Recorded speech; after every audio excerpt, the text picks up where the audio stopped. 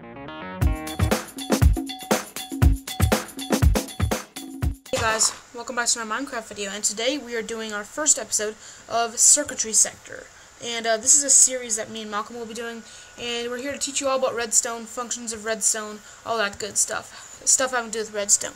And videos will range from beginning, so for beginners, intermediate circuit builders, and advanced videos. So this is definitely a beginning video for beginners. So we're going to teach you about trigger blocks, or I'm going to teach you about trigger blocks, but I will be doing this with Malcolm eventually. And trigger blocks, I like to call them trigger blocks. You can call them igniters. A lot of people call them igniters. But basically, trigger blocks are anything that power redstone. So we have buttons, levers, torches, which are controversial, but they're very important in redstone. And I'm just going to consider them a trigger block. Now, one of my favorites, tripwires, which I don't use a lot, but is very useful. You need string for tripwire. And one I, again, don't use very often, but is used quite widely, pressure plates. So, as you can see, if you place redstone next to any of these devices, coming from any side, it will power it. Pressure plate powers it.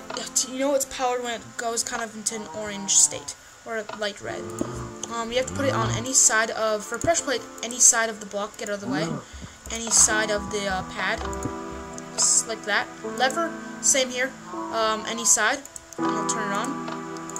For a button, same here. For button, you can do this, and you can use a block, and it still works, as you can see. And then for torches, you don't even have to do anything. You just have to place redstone next to it, and it'll automatically power it. But that's sort of why it's not really considered a trigger block. And then tripwires, which are also widely used, also power redstone. Let me see. Alright, let's go and walk through this. Oh, that's strange. They also power redstone, as you can see. So, these are important when building with redstone, when creating a circuit, because they're going to power the redstone, and you have the option to turn it on, turn it off, stop, dude. On, off. So they'll turn on and off.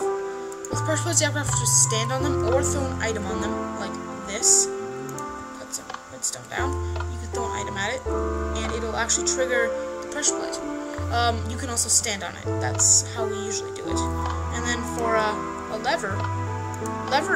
Levers and most of these trigger items can activate more than one redstone trace. So you can do multiple, you can do a long line of redstone, but eventually the current will wear off and it'll become weaker and weaker. As you can see, it's dimmer over there than it is over here. So that's what trigger blocks do, and they're very important in redstone because you need the ability to turn redstone on and off at will. And it gets a little more complicated.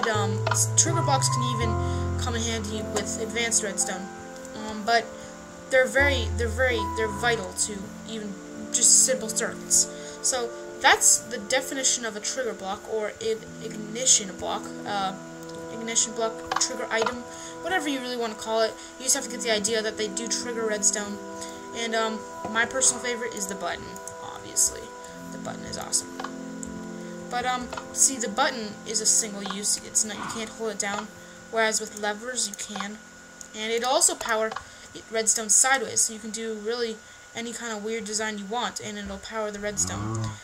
Besides, you can't do it diagonally. That will not work. It has to be connecting in kind of a line. So those are trigger blocks. More advanced videos are coming soon. And thanks for watching. Thank you very much.